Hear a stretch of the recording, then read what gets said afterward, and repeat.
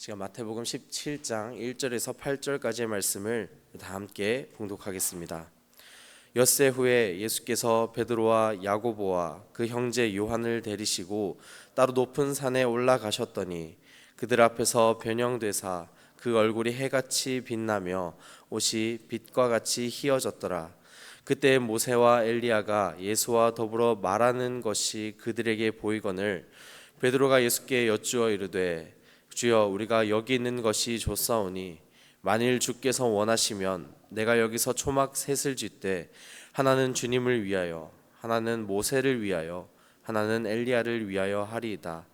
말할 때 호련히 빛난 구름이 그들을 덮으며 구름 속에서 소리가 나서 이르시되 이는 내 사랑하는 아들이요 내 기뻐하는 자니 너희는 그의 말을 들으라 하시는지라. 제자들이 듣고 엎드려 심히 두려워하니 예수께서 나와 그들에게 손을 대시며 이르시되 일어나라 두려워하지 말라 하시니 제자들이 눈을 보매 오직 예수 외에는 아무도 보이지 아니하더라. 아멘. 지극히 제 개인적인 생각으로 만약 이 당시에 제가 예수님의 제자들과 같은 상황이었다고 한다면 아마도 이 순간이 제게 있어서 최고의 순간이지 않을까 그렇게 느꼈을지도 모르겠습니다. 지금까지 줄곧 예수님께서는 낮고 천한 자리를 먼저 자처하셨고 우리가 잘 아는 것처럼 세리와 죄인들의 친구로서 지내오고 계셨습니다. 여러 이적들과 말씀으로 이 많은 사람들이 예수님을 따르고 있었지만 정작 예수님께서는 끝까지 이 땅에 오신 그 궁극적인 목적을 위해서 이 섬김의 자세, 이 헌신의 자세를 놓치지 않고 계셨습니다. 우리가 누군가를 따른다는 것은 분명 그 대상을 향한 존경심 그리고 그 사람처럼 되고 싶다라는 그런 염원이 담겨 있다라는 증거일 수밖에 없습니다. 당시의 제자들 또한 그렇게 예수님을 따르고 있었습니다. 하지만 이 가슴 한켠에는 육신의 생각으로부터 흘러오는 이 허전함을 지울 수 없었을지도 모르겠습니다. 내가 너무나도 존경하고 모든 것을 내던지고 따라 나섰던 이 예수님인데 이왕이면 좀 더 승승장구하셔서 사역도 좀 더 확장해 나가시고 이 엄청난 이적들을 몇 가지 더 일으키셔서 이 온천의 이 예수님의 능력을 다 알리고 또 다스리면 얼마나 좋을까. 우리가 흔히 생각하는 이 영화의 주인공처럼 짜잔하고 더 많은 일들을 펼치셨으면 얼마나 좋았을까. 오늘 말씀을 준비하면서 저 또한 이러지 않았을까 이런 생각을 가지지 않았을까 떠올려 보았습니다. 예수님을 따라서 이 산에 올랐던 베드로와 야고보 그리고 요한도 이와 비슷한 생각을 가질 수밖에 없었고 그래서 이 주님이 변모하시는 이 영광스러운 모습을 바라보며 감탄을 금치 못했던 것입니다. 오늘 말씀 5절을 보시기 바랍니다. 이 빛난 구름이 그들을 덮었고 그 속에서 소리가 들려옵니다. 이는 내 사랑하는 아들이요 내 기뻐하는 자니 너희는 그의 말을 들으라 하시는지라.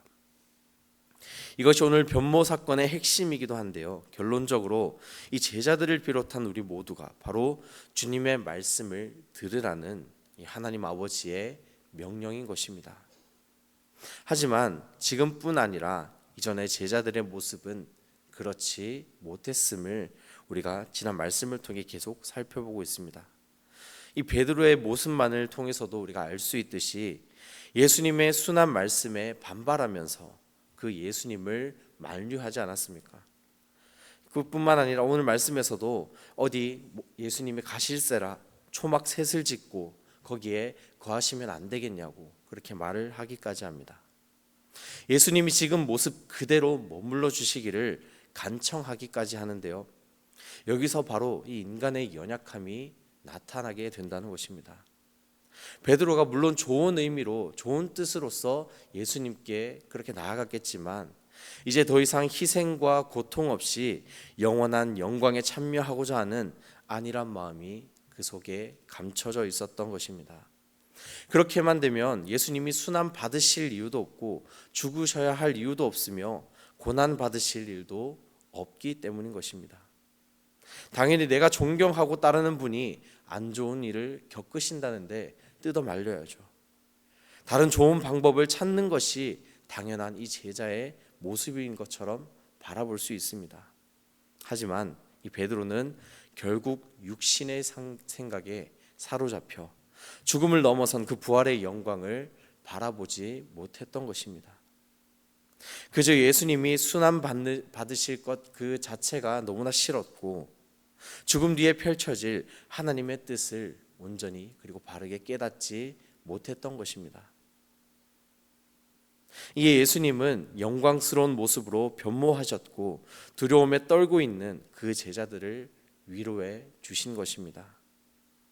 즉 예수님은 이 당신의 고난이 죽음에서 끝나는 것이 아니라 그 죽음을 넘어선 부활의 영광으로서 다시 나타나게 되실 것을 오늘 변모하시는 그 말씀을 통해, 모습을 통해 제자들에게 보여주셨다는 증거입니다.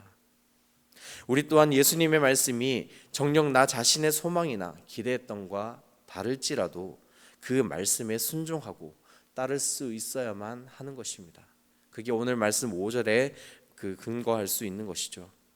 그 결단이 없었기 때문에 베드로가 주는 그리스도시며 살아계신 하나님의 아들이십니다, 이렇게 명언과도 같은 고백을 했음에도 불구하고 그 뒤에 꾸짖음을 받을 수밖에 없었던 것입니다. 스스로의 걱정과 두려움 때문에 예수님의 말씀에 반대할 수밖에 없었다는 것입니다. 이어지는 7절과 8절 말씀입니다. 예수께서 나와 그들에게 손을 대시며 이르시되 일어나라 두려워하지 말라 하시니 제자들이 눈을 들고 보매 오직 예수 외에는 아무도 보이지 아니하더라. 두려워 떨고 있는 제자들에게 이 변모하신 예수님은 위로의 손길을 내비쳐 주셨습니다. 제자들이 눈을 들었을 때 오직 예수님 말고는 아무것도 보이지 않았다라고 기록합니다. 오늘 우리에게 필요한 믿음의 자세가 이 말씀이지 않을까 생각해 봅니다. 오직 예수님 외에는 아무것도 보이지 아니하더라. 진정으로 성령 충만한 사람은 오직 예수님밖에 없다는 것을 우리가 너무나 잘 알고 믿고 따라가지 않습니까? 하지만 예수님을 믿지만 여전히 내 삶에 납득하기 어려운 일들이 너무나도 많이 일어납니다. 흔히 세상에서 말하는 그 평안과 형통함이 주어지지 않아서 우리의 삶에 힘들 때가 찾아오기도 합니다.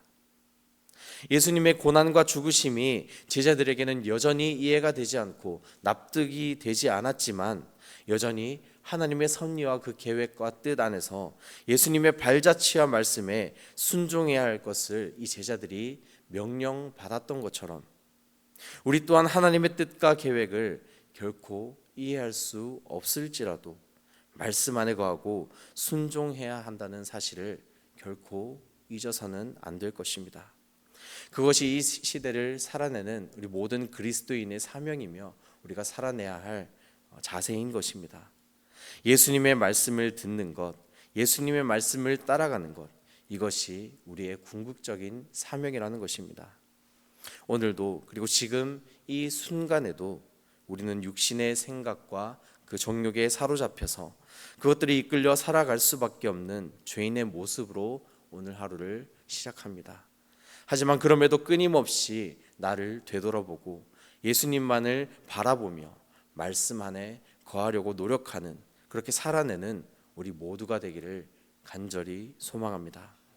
오늘 말씀을 우리 마음판에 깊이 새겨 다른 것을 바라보지 않고 오직 예수님만을 바라보며 말씀을 따라 그 말씀에 순종하며 귀한 하루를 살아내시는 저와 여러분 되시기를 주님의 이름으로 간절히 축원합니다. 기도하겠습니다. 거룩하신 하나님 아버지, 오늘 주신 말씀을 통하여서 살아낼 수 있는 인생의 지혜를 깨닫게 하시고 예수님이 우리에게 말씀하시는 그 말씀의 깊이를 깨달아 그 말씀에 순종하며 온전히 따라낼 수 있는, 살아낼 수 있는 우리 모두가 될 수 있도록 인도하여 주시옵소서. 말씀을 내가 듣고 싶은 대로 듣는 것이 아니라 오직 하나님의 말씀으로서 그 말씀에 바로 맞춰 살아낼 수 있는 지혜를 우리 가운데 허락해 주시고, 이 시간 올려드리는 우리의 모든 기도 제목들 또한 우리의 생각과 우리의 정욕과 우리의 욕심대로 이루어지게 해달라는 그러한 욕심의 기도가 아니라 하나님의 뜻이 이 땅에 이루어지기를 소망하며 하나님의 뜻에 모든 것을 의지하며 의탁하며 나아가는 우리의 기도의 시간이 될 수 있도록 인도하여 주시옵소서. 지금부터 나아가는 모든 주의 자녀들의 기도 제목을 흠양하여 주실 줄 믿사오며 거룩하신 예수님의 이름으로 기도드립니다. 아멘.